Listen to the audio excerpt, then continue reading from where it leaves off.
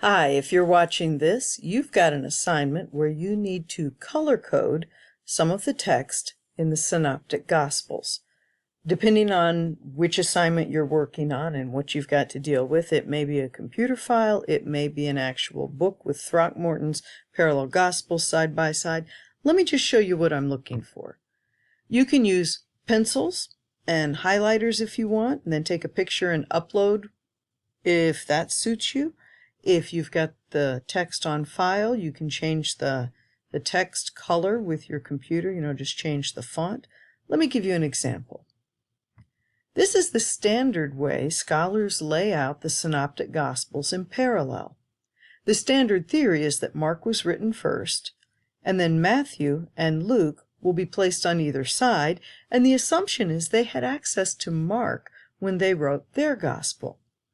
I'm going to ask you to go through word by word, and I want you to look and see if you can find words and phrases that were borrowed from Mark into Matthew or into Luke or both. Those words or phrases you should underline. If you're doing this on paper, use a pencil in case you make a mistake. It's easy. So here's an example.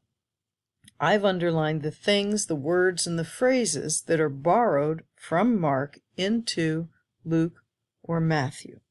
So you can already begin to see some of the shared stuff, but there's a lot more.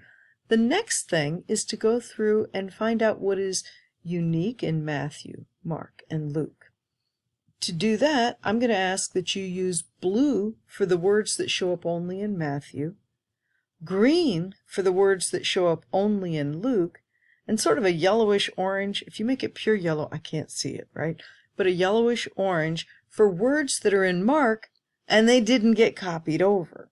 So Matthew, notice if he had Mark in front of him, he smooths it out and he says, another parable he put before them, saying, right? Notice also, Matthew changes from kingdom of God to kingdom of heaven. Why?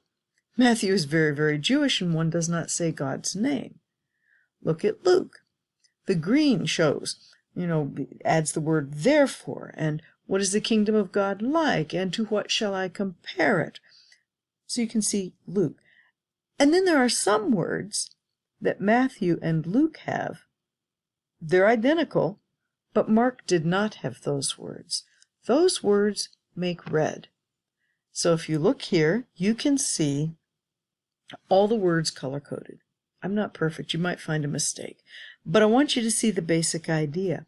The bright red, especially at the bottom, it's like leaven, which a woman took and hid in 3 measures of flour till it was leavened. If it's in red, that's the stuff scholars would call the source, quella, Q. That's Q.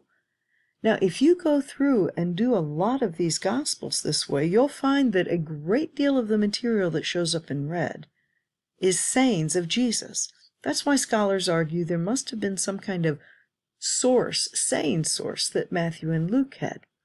If you look at the stuff that was in Mark that does not get copied over, sometimes, not always, but sometimes you'll notice Matthew and Luke kind of tone things down. At any rate, this is the kind of detailed analysis I want you to do. Whether you agree with scholarly opinion or not, I want you to do your own research. I want you to do the hard work. If this was a college paper, you're looking for plagiarism. And by the way, I'm very good at finding plagiarism, so don't do it, okay? But this is the idea. This is what I'm looking for.